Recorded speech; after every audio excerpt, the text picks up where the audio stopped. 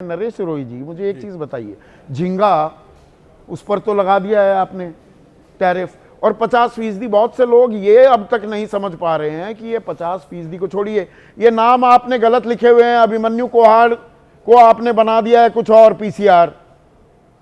कम से कम दर्शक सही नाम लिखवाइए ना, ऐसा नहीं होना चाहिए। जी संदीप।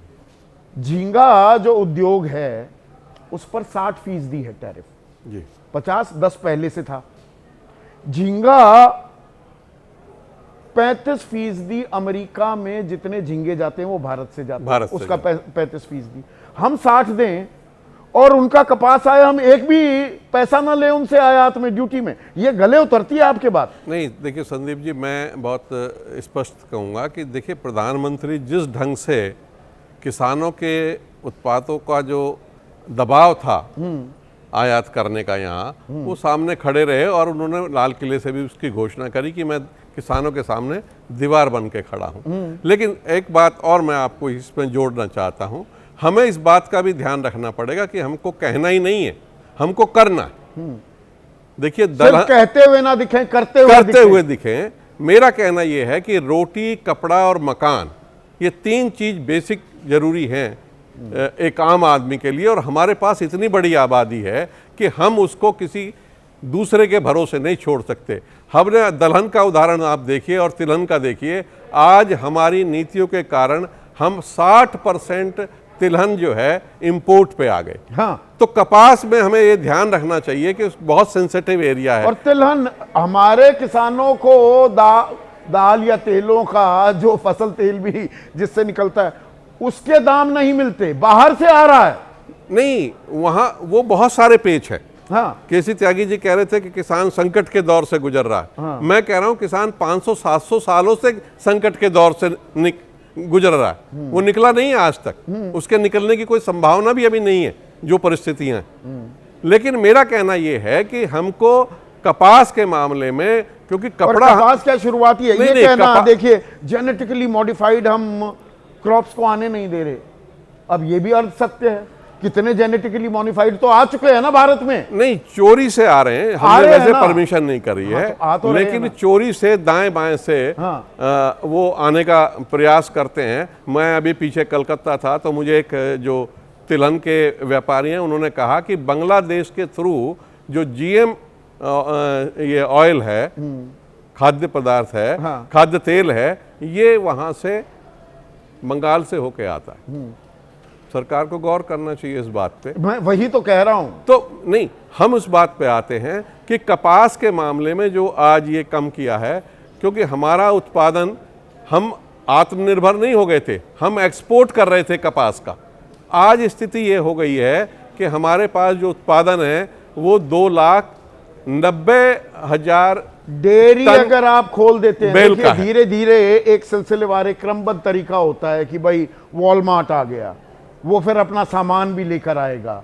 कहां कहां रोकोगे, उसकी हमें एक क्लैरिटी होनी चाहिए ना। नहीं, क्लैरिटी होनी चाहिए। और कपास के मामले में तो कह रहा हूं मैं, मेरे एक एक्सपर्ट से बात हुई थी, उन्होंने ये कहा कि अगर कपास में हम टैरिफ लगा के भी रखा हुआ था, तब भी हमारे यहाँ 40 लाख गांठें इंपोर्ट हो गई थी, क्योंकि हमारे यहाँ उत्पादन घटा, 290 लाख टन हुआ, जबकि ये था 390 लाख टन 2 साल पहले। मतलब 2 करोड़, और रेट भी ठीक मिल रहा था किसान को। पिछले 2 साल से रेट भी अच्छा नहीं मिला।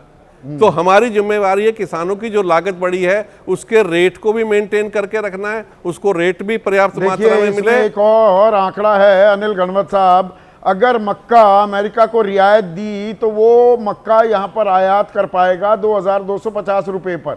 एमएसपी है मक्के का आने वाले खरीफ सीजन में 2,400। तो यहां वाले मक्के का कौन इस्तेमाल करेगा? वो महंगा देगा ना किसान, तो अमेरिका का मक्का भी और सस्ता यहां पर आ जाएगा।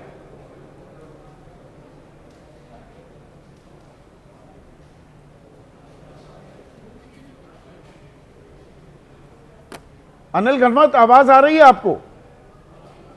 हाँ, अभी आ रही है जी। आप ही से ये सवाल था। हाँ, एक बार दोहराइए प्लीज। मैंने कहा दरवाजे खुल रहे हैं गणवत साहब, कृषि उत्पादों के अमेरिका जो अपनी चाह रहा था वो कर पाएगा, या तिल का ताड़ बन रहा है, सिर्फ कपास पे ड्यूटी नहीं हटाई या मतलब वो बढ़ाई नहीं, वैसी की वैसी रखी है, ये तिल का ताड़ बनाया जा रहा है, या किसान आने वाले दिनों में परेशान होता दिख सकता है? बिल्कुल सर, किसान की हालत बहुत ही खराब होगी।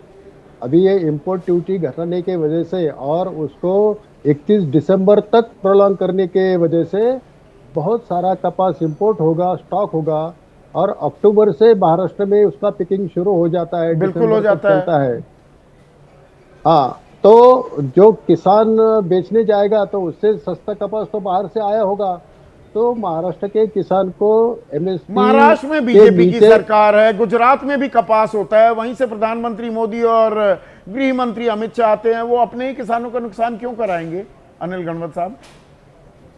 अरे उनको तो नुकसान कराना ही है, किसानों को, उनको गरीब रखना है, कर्जे में रखना है, ये सरकारों की नीति होती है।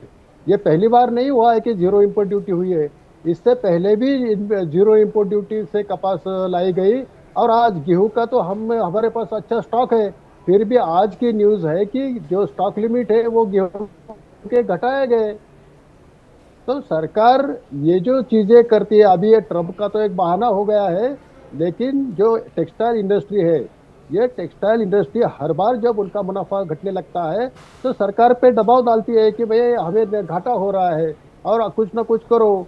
तो फिर सरकार क्या करती है, वो फंदा किसान के गले में डाल देती है, और ऐसे कभी एक्सपोर्ट बैन लगाती है, कभी स्टॉक लिमिट लगा देती है, कभी इंपोर्ट ड्यूटी नहीं, जीरो हम कर देती ये है। कपास पर 100% क्यों नहीं लगा देते टैक्स?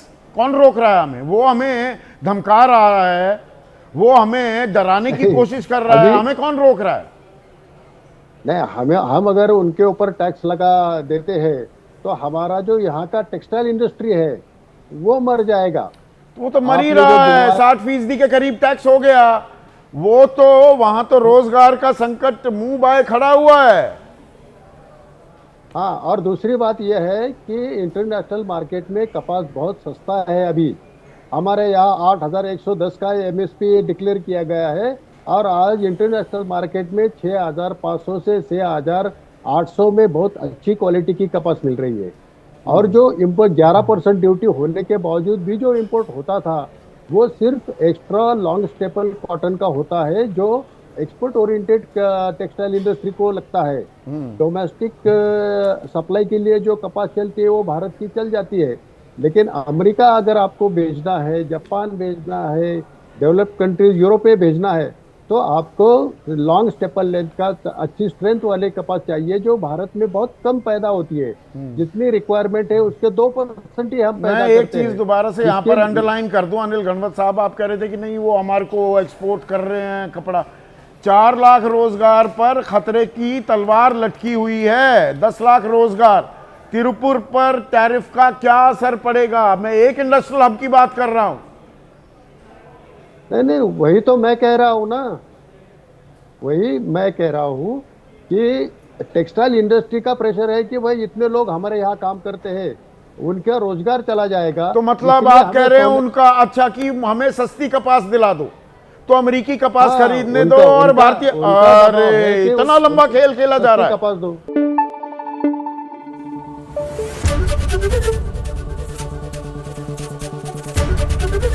एबीपी न्यूज आपको रखे आगे।